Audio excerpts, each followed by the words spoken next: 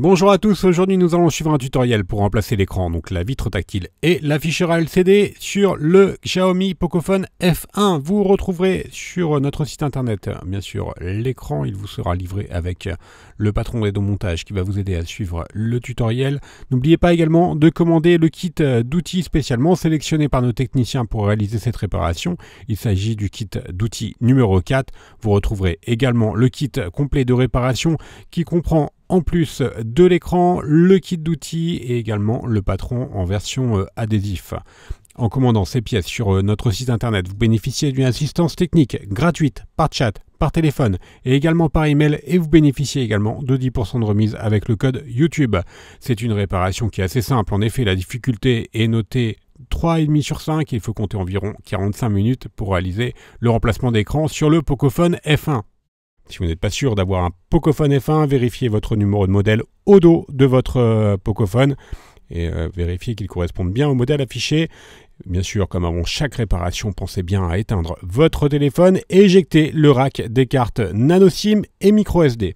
On peut commencer tout de suite le tutoriel pour remplacer l'écran. La première partie, c'est vraiment très simple. La coque arrière, elle est maintenue par deux vis Torx 3. Donc faites bien attention, hein. Le Torx 3, c'est une empreinte de vis qui est rarement utilisée sur les téléphones. Donc nous, le tournevis est inclus dans le kit d'outils numéro 4. Une fois qu'on a retiré les deux vis, on applique simplement la ventouse sur la vitre. On va tirer sur la ventouse et on insère ensuite un médiator en métal pour créer un point d'insertion. Et ensuite, on va faire levier avec le levier en nylon pour tout simplement déclipser la coque du châssis du téléphone. Et on utilise ensuite les médiators pour maintenir la coque. Voilà, on fait levier sur tout le contour du téléphone, mais la coque arrière est quand même relativement facile à déclipser. Et le point qui est intéressant, c'est qu'il n'y a pas de collage, donc ce serait beaucoup plus simple pour la réparation. Par contre, vous ferez très attention lorsque vous enlevez la coque arrière. Celle-ci, elle est toujours maintenue avec la nappe du lecteur d'empreinte digitale. Donc on va commencer tout de suite par déconnecter cette nappe, et pour déconnecter cette nappe, on va devoir retirer les 10 vis cruciformes qui maintiennent le cache arrière. Alors faites attention, elles ont des empreintes différentes et il y a notamment une vis avec un témoin d'ouverture avec le logo Xiaomi que l'on vient d'enlever. Donc la vis avec une empreinte orange. Et faites bien attention à bien repositionner les vis à chaque fois hein, sur le patron des montages qui est inclus avec la commande. Une fois qu'on a retiré les vis, on va pouvoir enlever le cache qui protège la carte mère et on va pouvoir ensuite bien sûr déconnecter le lecteur d'empreinte digitale. Donc voilà, hein, le seul point sur lequel il fallait faire attention, c'était la nappe du lecteur d'empreinte digitale qui était toujours connectée à la carte mère, et donc il ne fallait pas l'abîmer lors de l'ouverture du téléphone. Ensuite, on déconnecte la nappe donc, de la carte mère, et on va s'intéresser maintenant à la batterie. On va dans un premier temps déconnecter la batterie, on va décoller l'adhésif de protection thermique qui est légèrement collé sur la batterie. Donc c'est un dissipeur thermique. Voilà, on le relève. Alors il est légèrement collé sur la carte mère, mais il se décolle relativement facilement pour pouvoir ensuite le repositionner lors du remontage. Et on va pouvoir bien sûr maintenant déconnecter la batterie pour travailler en toute sécurité. Voilà, la batterie, la nappe elle est en forme de U. On la déconnecte. Et on va s'intéresser maintenant à la batterie proprement dite. Donc celle-ci, elle est collée sur le châssis. Alors dans un premier temps, on va commencer par déconnecter la nappe d'interconnexion qui vient par-dessus la batterie. Et ensuite, on va devoir décoller celle-ci. Alors vous avez deux adhésifs qui sont sur le côté. On va devoir les décoller.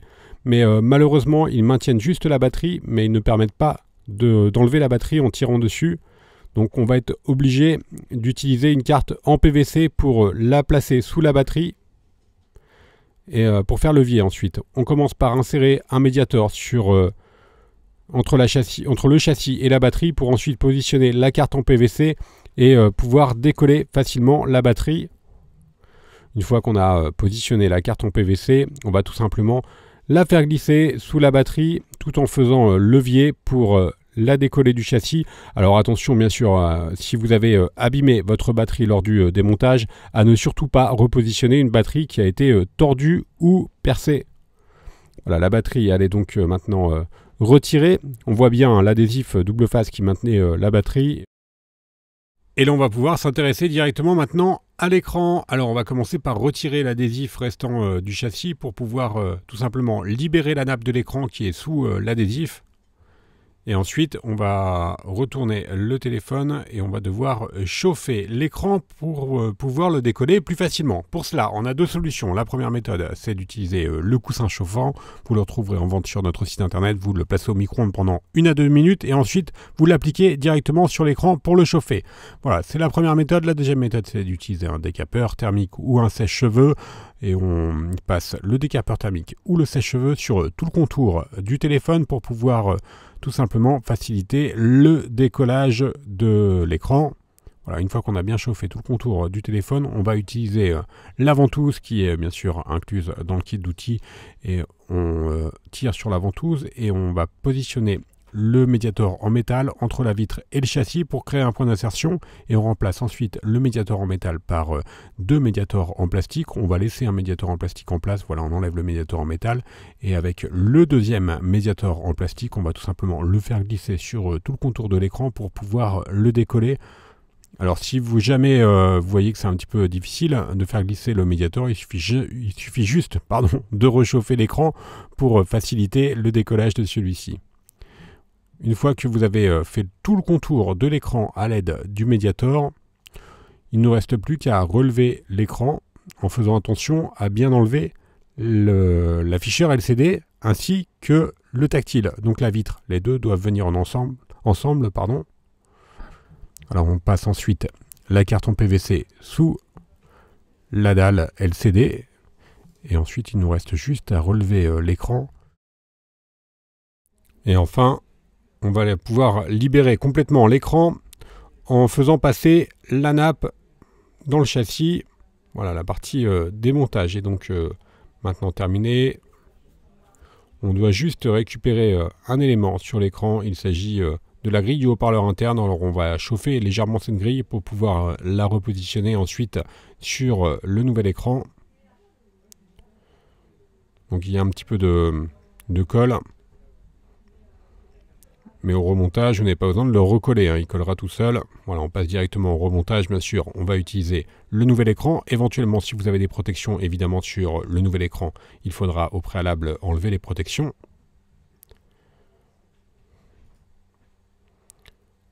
Et là, on va commencer par nettoyer le châssis, alors soit à l'aide d'un tournevis plat ou à l'aide d'un cutter, pour enlever les résidus d'adhésif qui sont encore présents sur le châssis. Une fois qu'on a correctement nettoyé le châssis, on va utiliser la colle B7000 et on va appliquer la colle B7000 sur tout le contour du châssis. Donc la colle B7000, elle est incluse dans le kit d'outils numéro 4 et elle est livrée avec un applicateur qui va vous permettre de bien positionner cette colle sur tout le pourtour du châssis. Voilà, on enlève maintenant les protections de l'écran. On va faire passer la nappe dans le châssis. Et ensuite, on va repositionner l'écran sur son emplacement d'origine. Et on va mettre l'écran sous presse pendant environ 30 minutes avant de finaliser le remontage. Alors on met sous presse pendant 30 minutes, donc nous on utilise des pinces.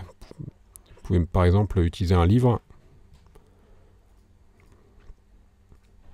Et une fois que vous avez attendu 30 minutes, le collage sera OK et on va continuer le remontage de notre Pocophone. On va repositionner la nappe sur le châssis et ensuite on va bien sûr la reconnecter.